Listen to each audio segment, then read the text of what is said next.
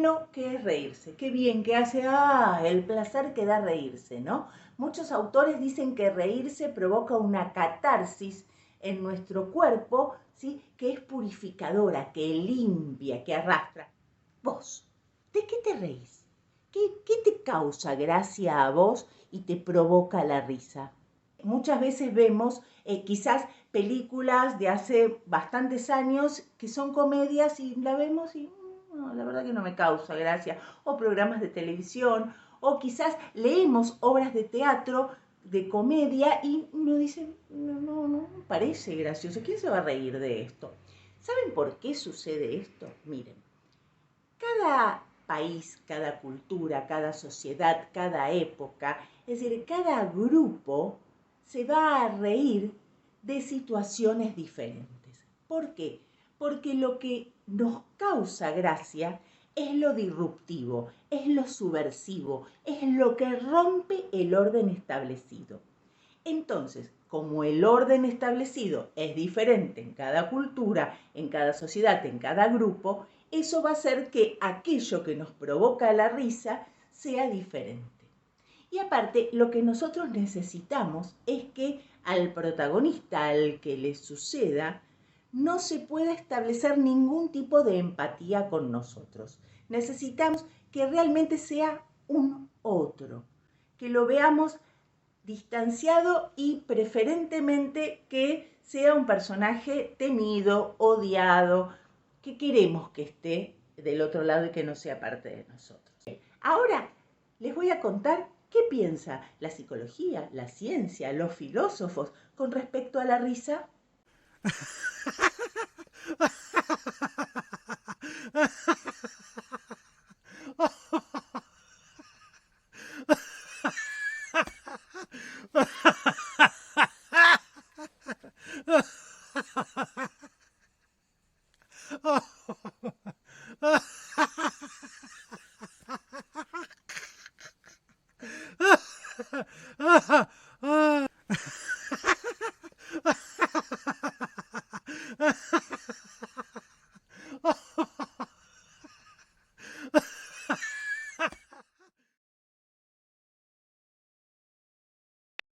¿Vos qué opinás entonces? ¿Qué es la risa para vos? Déjalo en los comentarios. Y ya que estamos hablando de los comentarios, si es la primera vez que entras al canal y no me conoces, soy Débora Strosky y este canal se dedica exclusivamente para gente de teatro. Cuando hablo gente de teatro, es gente que actúa, dirige, escribe, ve teatro, disfruta del teatro. Para todos nosotros es este canal. Y esta serie es de hacedores del teatro. Así que entonces vayamos a ver qué pasa con la risa en los hacedores del teatro. Y entonces vamos a ver que la comedia, lo que conocemos hoy, tuvo un origen, como todo en este planeta. Y el origen de la comedia lo vamos a ir tomando desde la Grecia antigua, desde la Grecia clásica. Si bien antes hubo todo un desarrollo, no me meto con eso hoy. ¿Sí? Vamos a empezar con cómo se va instalando, configurando el teatro en la Grecia antigua. Y vamos a ver que ya en ese momento, y ahora van a entender por qué digo ya, el teatro se va a bifurcar, ¿sí? Se va a abrir en dos caminos. Así que les propongo, empecemos a caminar la historia. Y vamos a ir viendo en esta caminata de la historia que esa bifurcación de la que les hablo va a dividirlo entre lo que va a ser el teatro religioso, el teatro ritualista, que tiene que ver con las fiestas dionisíacas, y lo que se va a llamar el teatro pagano, el teatro de Carromato, que ya vamos a ir viendo cómo se desarrolla. El teatro de las fiestas dionisíacas va a aparecer un personaje muy interesante que después se nos va a pasar al otro bando, ¿sí? Que es el farófalo. ¿Qué es este personaje? Es un sacerdote. Es un sacerdote que es el encargado de trasladar un falo gigante, muy grande, que va a ir indicando a la población y la va a ir llevando al ritual de las fiestas orgiásticas. Este personaje con ese falo gigante, ¿sí? Que va a ser como representación de la fertilidad y que va a ser como una ofrenda que se le hace a Dionisios, lo va a tomar luego la comedia. ¿Y por qué lo va a tomar la comedia? Por lo disruptivo. Es decir, tiene que aparecer algo que rompa con el orden establecido. Lo mismo va a ir pasando más adelante, ya con el cristianismo, con lo que es el carnaval y las fiestas de carnaval. Pero nos falta, todavía estamos caminando por Grecia y vamos a ir en esta caminata por Grecia viendo ese otro teatro, ¿sí? El teatro de los juglares. Estos juglares, estos trovadores, iban de pueblo en pueblo en carromato cantando sus canciones, viviendo de lo que le daban, ¿sí? Viviendo donde podía y cantando lo que iba sucediendo en los pueblos. Era como un Twitter, ¿sí? Era como un Twitter en el cual ellos iban a un pueblo, se enteraban de algo y entonces iban y lo cantaban en otro pueblo. Los del otro pueblo tuvieron una cosecha horrible. Eso, y en general tenía que ver con llevar al escenario la cotidianeidad, ¿sí? ¿Qué significa la cotidianeidad? Que van, sigamos por Roma también, porque esto va a ser proyectado a lo largo, ¿sí? Hablaban de los problemas maritales, de los celos, de los problemas entre vecinos, que uno cosechó, que el otro no, cuál es el límite del territorio de cada uno, de los problemas judiciales que podía haber, y entonces jugaban con este tipo de problemáticas cotidianas, llevándolas, ¿sí? Con canciones, con bailes. ¿Por qué? Porque este tipo de actores eran actores que venían de la pantomima. Entonces trabajaban con el gesto. Había poco texto, ¿sí? Y el texto en general estaba incluido más en las canciones que lo que llamamos hoy en los diálogos teatrales. Hey, muchachas, ya están en el medioevo. Sí, sí, esperen un poquito que quiero hablar del medioevo. No vayan caminando tan rápido, por favor. Sí. El teatro medieval fue un teatro eminentemente religioso. Era un teatro didáctico. En ese momento la mayoría del pueblo era analfabeto, entonces se utilizaba el teatro como medio de difusión de las palabras de la Biblia, de las moralidades, del buen comportamiento, de la relación entre Dios y el diablo, de los castigos y el pecado. Pero así y todo existía paralelamente el teatro de carromato que se daba en las plazas, que en algunas plazas era aceptado y el pueblo lo disfrutaba y en otras era corrido por la iglesia según la temática y lo que trabajaban. En estas representaciones de pronto tendrían que aparecer el diablo. Y como las representaciones se hacían en el atrio de la iglesia y los actores eran los sacerdotes jóvenes en general, absolutamente ninguno de ellos se quería hacer cargo de hacer el personaje del diablo. ¿Y entonces qué hacían? ¿Qué hacían? Llamaban a uno de los juglares de la plaza y les pagaban unas monedas a cambio de que se haga cargo de representar a este tipo de personajes. Pero, stop, por favor, paremos, porque les tengo que decir algo súper importante. Señoras y señores, les quiero presentar a uno de los Instagramers más importantes que tuvo la historia del planeta. Jacques Caillot. Era francés. No sé cómo pronunciarlo en francés, pero Jacques Caillot, ¿sí? Vamos a conocer su Instagram. ¿Por qué es tan importante Jacques Caillot? Porque él era un dibujante del 1600 y tenemos en la actualidad 2000 dibujos que él hizo de su época. Él pintó, dibujó su época y dentro de este dibujo le encantaba dibujar sobre las actuaciones de comedia, sobre los personajes y las escenas de comedia. Entonces, miren su Instagram, ¿lo van viendo ahí? ¿Sí? Bien, no lo busquen en Instagram porque esto es trucho, ¿sí? No es, si no sos de la Argentina y escuchas trucho y no sabes qué quiere decir, es que es falso, ¿sí? Porque busqué y hay un tal Jacques Caillot, pero no es este que tenemos nosotros acá. ¿Qué nos muestra Jacques Cayot? ¿Sí? Nos empieza a mostrar los personajes. ¿Qué características empiezan a tener estos personajes de comedia? Van a tener deformación. ¿Se acuerdan de lo disruptivo? Van a estar deformes. ¿Por qué? Porque lo que va a provocar la risa en esa época tiene que ver con los antagonistas. De pronto vamos a ver un gigantón enorme llevado por una correa por una persona de pequeña estatura, ¿sí? O viceversa, este tipo de relaciones, uno muy grande con uno muy chiquito, ¿sí? Uno muy gordo con otro muy flaquito. Este tipo de vínculos son los vínculos que van a causar gracia.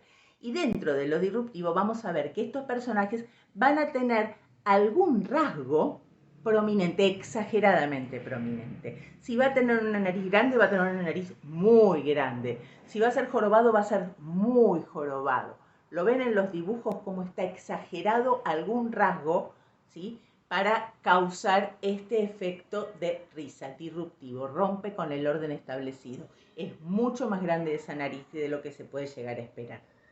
Seguimos caminando, la historia y el tiempo, entramos ya en el Renacimiento, se terminaron los castillos medievales y lo que vamos a empezar a ver va a ser la construcción de los palacios burgueses, porque los burgueses adinerados construyen grandes palacios y allí, en los palacios, va a ser los espacios techados en los que nuestros actores de comedia van a trabajar. Les cuento por qué.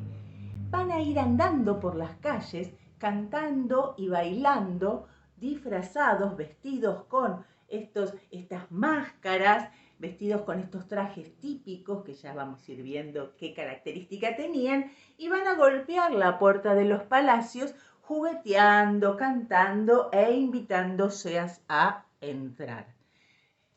Estos burgueses suelen recibirlos en sus casas, recibirlos, armar fiestas para sus invitados, darles como espectáculo estas obras de los teatros que hacían este tipo de actores, donde ya las temáticas iban a tener que ver también con enfrentamientos, pero eran como bastante gentiles con el señor de la casa y alababan su vanidad y su éxito.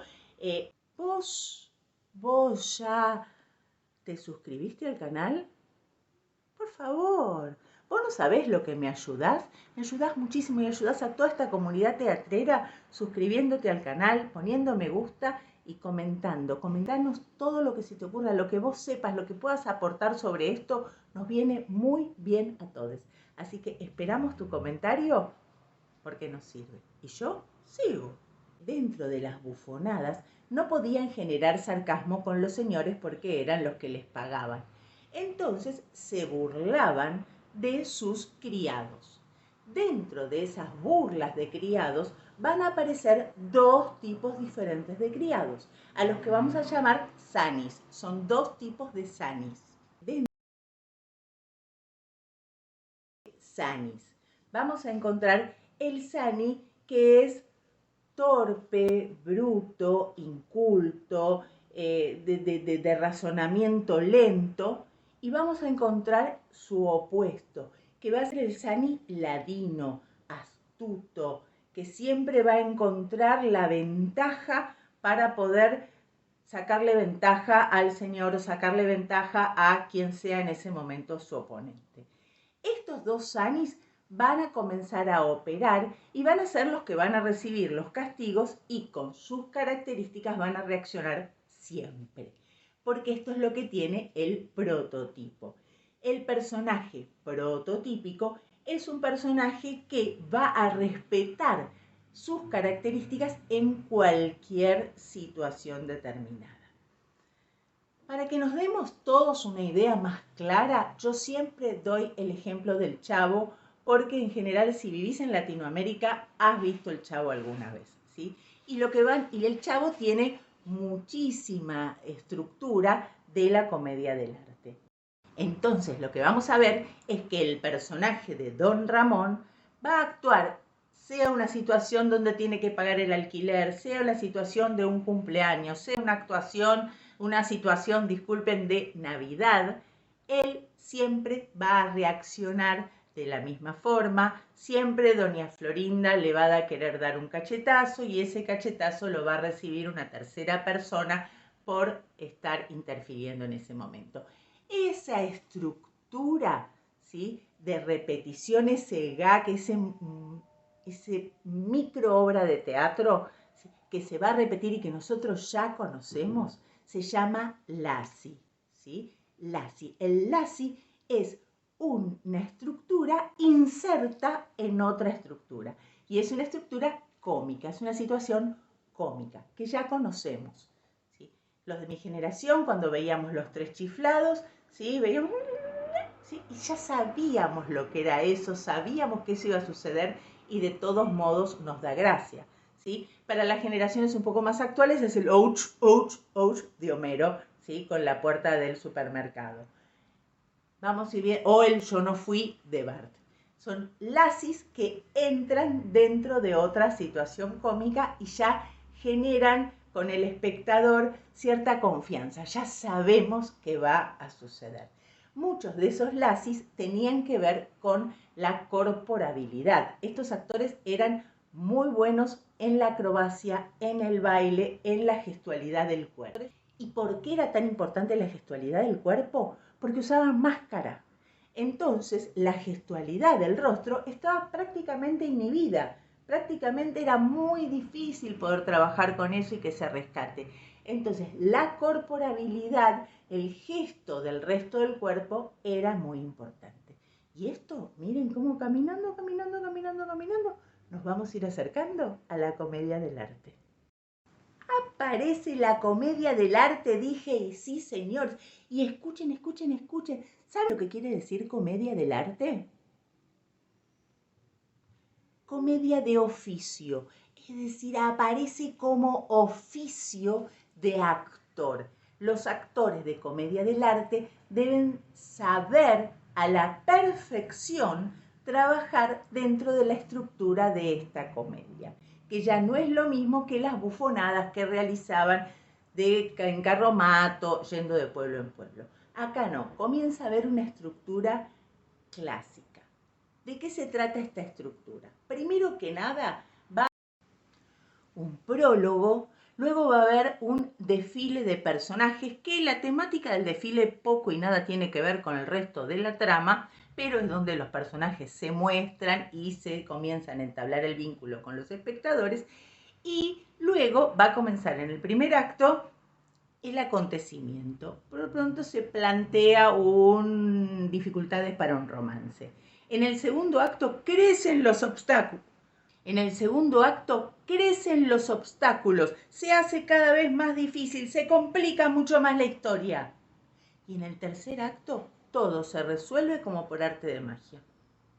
Y así termina. Es decir, el argumento va a ser vano, no tiene demasiado sentido, no hay demasiada sorpresa en los argumentos que vamos a encontrar en estas comedias.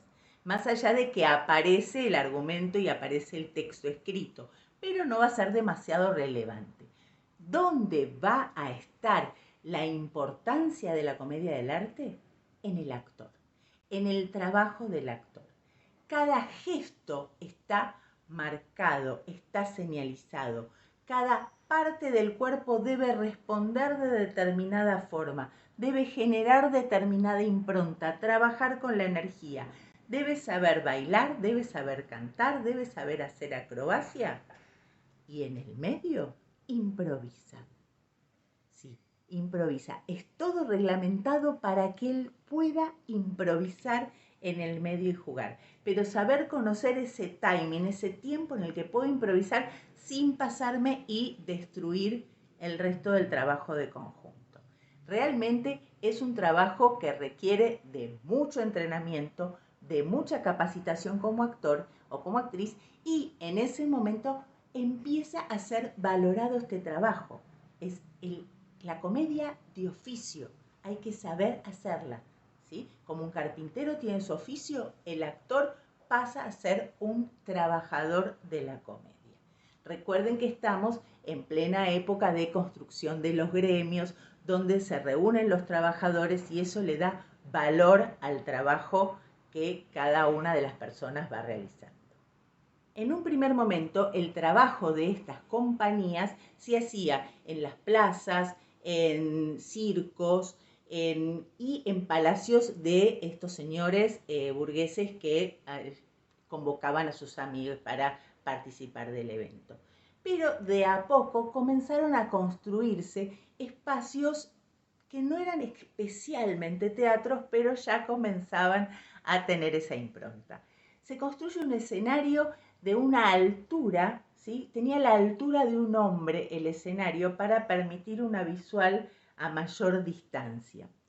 La escena en general transcurría en la vía pública. Entonces el telón de fondo solía representar dos casas y una calle transversal, ¿sí? Que esa calle tenía que ver con el contacto de las dos casas y con lo que iba pasando con las casas. Y ese telón tenía de 2 a 3 aperturas para las entradas y salidas de los personajes y sobre todo para las apariciones sorpresivas. De pronto, ¡brum!, entraba un personaje, sorprendía a los otros. Acuérdense siempre de la búsqueda de lo disruptivo. Entonces, se establecían las relaciones, ahí veíamos cómo entraba uno a una casa, salía. Tenía que ver mucho con esto que después vamos a ir viendo como la comedia de puertas empieza a aparecer, ¿sí?, en esta época. Otro dato importante es que nace en Italia. En Italia se acuerdan que estuvimos hablando en otros videos de la importancia de la plástica y de los telones. Entonces, aquí vamos a ir viendo que es muy importante lo visual. El telón es un telón realmente pintado a la perfección. Y las máscaras que usan los protagonistas son hechas de cuero por artistas, artesanos que diseñan cada máscara, y una vez que establecieron que esta es la máscara del personaje, quedó fija para siempre. También está el tema de los trajes. Los trajes son distintivos, ¿sí? Hoy por hoy uno ve un traje de rombos, ¿sí?, negro y blanco, abultado, y sabe que es un arlequín o un arlequino. ¿Por qué? Porque es el traje que fue representativo. No era blanco y negro al principio, pero sí es interesante que respetaba esta idea de los rombos, y en general el arlequín era uno de los sirvientes, solía ser el sirviente más pícaro. Las compañías estaban conformadas por 7 u 8 personajes. Los 7 y 8 personajes tenían 2 personajes viejos. Esos personajes eran el doctor y Pantalón.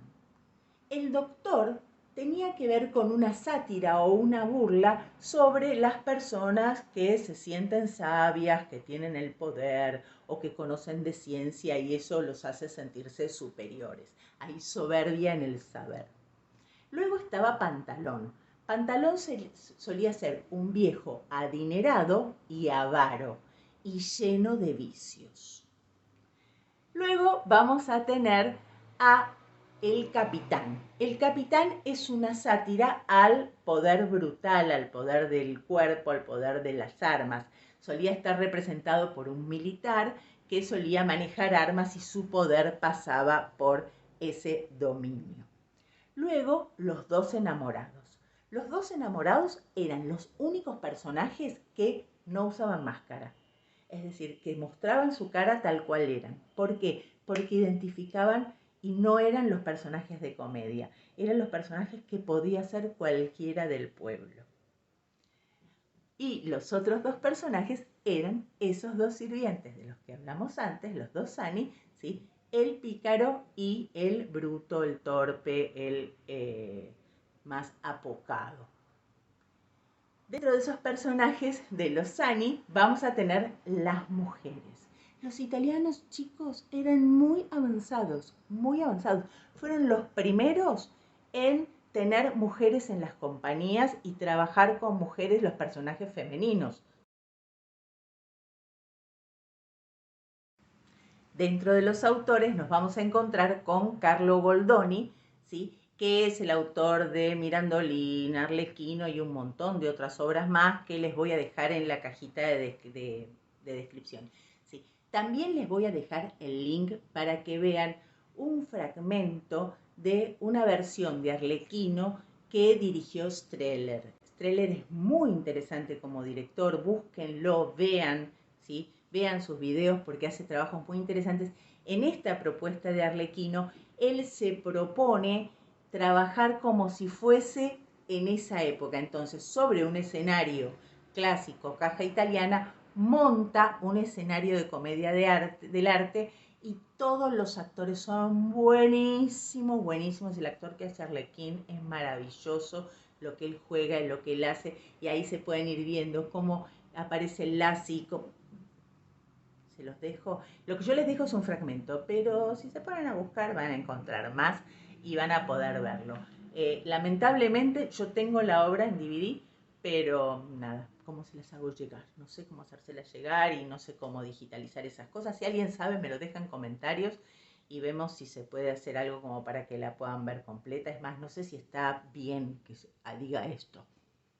Ustedes me dirán, ayúdenme con eso. Es algo que a mí me fascinó.